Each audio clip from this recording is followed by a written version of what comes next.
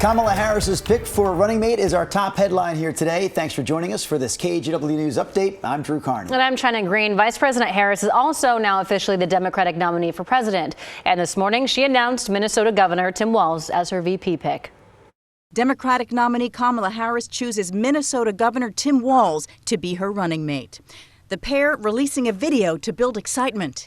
The campaign believes Walz brings a sense of balance to the ticket. He is 60 years old, a two-term governor, a former teacher, a military veteran, and a gun owner.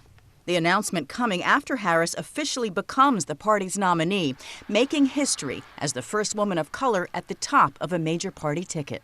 Harris and her new wingman rally tonight in Philadelphia, then kick off a battleground state tour covering Wisconsin, Michigan, Arizona, and Nevada.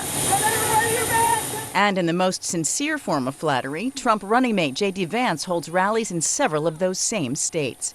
With polls showing a dead heat, the Trump campaign blaming Biden and Harris for the stock market drops. We have never been down 1,000 points ever, not even intraday on the NASDAQ. Bidenomics is working. It's working. Attack ads, a sure sign of a tight race with 3 months to go to Election Day. Susan. And today for our neighbors in Washington, it's primary day. Races on the ballot include governor, a U.S. Senate seat, and all the congressional seats. Ballots must be postmarked by today or dropped off by 8 o'clock tonight at any official drop box. Clark County says turnout so far is at nearly 22%. The top two vote getters in each race, regardless of party affiliation, will advance to the general election in November. All right, before we go any further with our news headlines, let's take a break to check in with Rodney Hill in the Weather Center. What's happening there, Rod? I present great weather. Yeah, how about that? It's really a comfortable day with all inland areas showing temperatures significantly lower than the last couple of days. The coast was solid clouds this morning. Now, many of our cameras, especially in the Central Coast, along the Central Coast, are showing clear skies. That's Lincoln City, Chinook Winds Casino Resort. Still cloudy in Cannon Beach, although we do expect these clouds to eventually break. You can see a lot of people out there walking on the beach, enjoying the day. 63 is the temperature. Pretty much all sunny inland, some haze, but you can see Mount Hood from Indian Creek Golf Course out in Hood River, where winds today are west of 15 and temperatures this afternoon will be up to about 81 degrees. Downtown Portland has cleared out after some cloudiness came in. We're at 69. Your afternoon plans for play or work are a go. I don't see us being any warmer than 83 degrees and will quickly fall back into the 70s this evening. The forecast does heat up, but it also has a long stretch of cooler days. So quite a mix coming up in your 7-day forecast. All right, Rob, we'll check back in with you here in just a few minutes. Back to our news headlines now. It's been 7 months since a door plug blew off the side of an Alaska Airlines plane that had just taken off from Portland. Today, the National Transportation Safety Board started a 2-day hearing to continue its investigation into how exactly that happened. For more, here's KGW's Alma McCarty. Unbelievable and unexpected. It scared everyone. It didn't matter where you were sitting on the plane. It was terrifying because it's not what you want to have happen on any flight that you're on. Passengers on board Alaska Airlines Flight 1282 won't forget what happened that night, January 5th, less than 10 minutes after takeoff. The wind just came in rushing. It was very, very cold. I was thinking that we're going to die. I was thinking that the plane is going to crash. They'd soon see exactly why their flight to California had been quickly routed back to PDX. First, I thought it was the emergency door, but there was no door there. It was just like a part of the wall that flew off. It was a door plug blown out of the Boeing 737 MAX 9. NTSB regulators soon collected the evidence, including the door plug itself, which fell from the sky into a local science teacher's yard. This is the most exciting thing that's ever happened on the street, as far as I know. A preliminary report from the NTSB a month after the incident revealed 4 bolts used to secure the panel were missing, removed and not replaced while the MAX 9 was being repaired at a Boeing factory in Renton, Washington. It was a little bit baffling how this type of product production could fail. This week, after months of behind-the-scenes work, regulators will call witnesses from Boeing, from Spirit Aerosystems, which made part of the plane, and from the FAA. John Golia, a former NTSB board member, explains. They're going to question them on the record about what the NTSB has uncovered during this time when there's been no publicity. So what they really want to to come out of this event with is on the record answers to the questions that they have developed. And I will tell you that most of the questions, they already know the answer. Golia says the NTSB will focus the hearing around the point in the assembly where workers removed the door plug to do additional work. What's not in the public is the how that happened, what happened after it was open, and how did it get closed without being completed. Alma McCarty, KGW News. Portland police have arrested a man in connection with 2 explosions in a neighborhood in Northeast Portland. This happened yesterday afternoon at Northeast 141st and San Rafael. Portland police and the bomb squad responded to the first explosion and asked neighbors to shelter in place. Evidence markers showed pieces of the explosive device scattered across the area. Police also found a car belonging to the suspect, and investigators say it looks like he tried to blow up the car and then left the scene. Then when he returned hours later, police say he caused the second explosion. A big explosion, and it almost seemed like it was under my house. It was that intense. It sounded like a pipe bomb because it was too big to be a firework, and I was thinking my dog's probably hiding under the bed already. Luckily, no one was hurt. 62-year-old Stephen Filippelli was arrested in connection to both explosions. He now faces charges including possession of a destructive device, disorderly conduct, and criminal mischief. The Washington County Sheriff's Office says it arrested a suspect in a burglary at the Rice Northwest Museum of Rocks and Minerals. The surveillance video shows the suspect using a sledgehammer to break inside on Christmas Eve of last year. Investigators say they got a break in this case when someone sold some of the gold and other precious metals in Salem. That led them to 33-year-old Vincent Roberts, who was indicted in May and arrested in late June. But many of the items that were taken last December are still missing. And in Washington County as well, deputies arrested 46-year-old Jamie Lee Baxter, who they say impersonated an Amazon driver and stole packages. Just before 5 o'clock yesterday morning, people at the Northridge Apartments in Rock Creek called police and said that someone wearing an Amazon vest was taking packages from Porches. Investigators say a car was also vandalized with spray paint, and they think that there may be more victims in the area.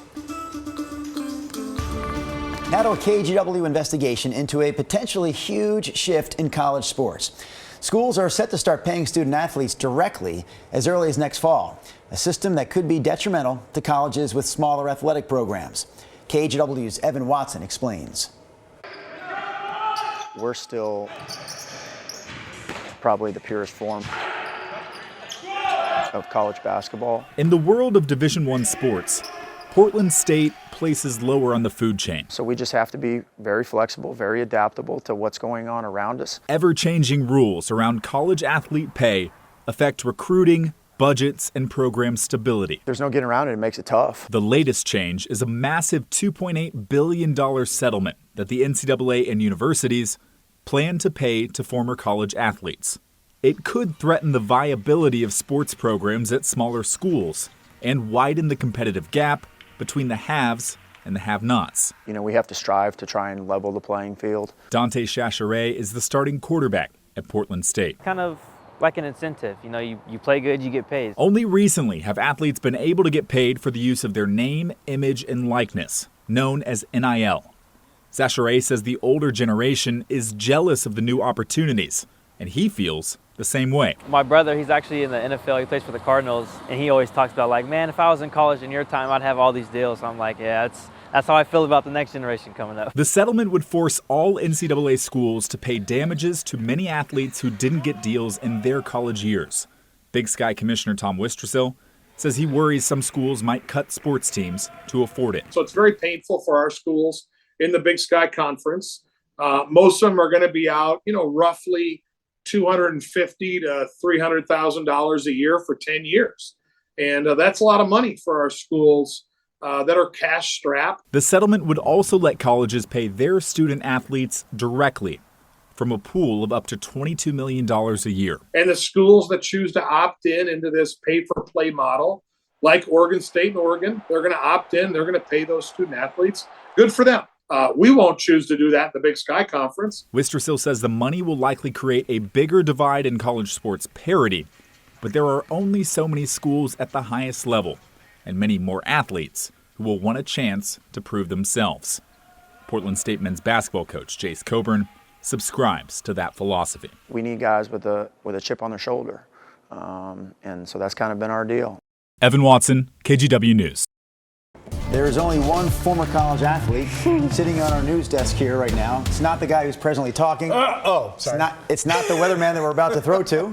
It's China Green. China, would you like to ask the weatherman how the weather's going to be today? I would like to say I would have liked to get paid. Yeah, that's a good point. Back in the day when I was in college, but it's fine.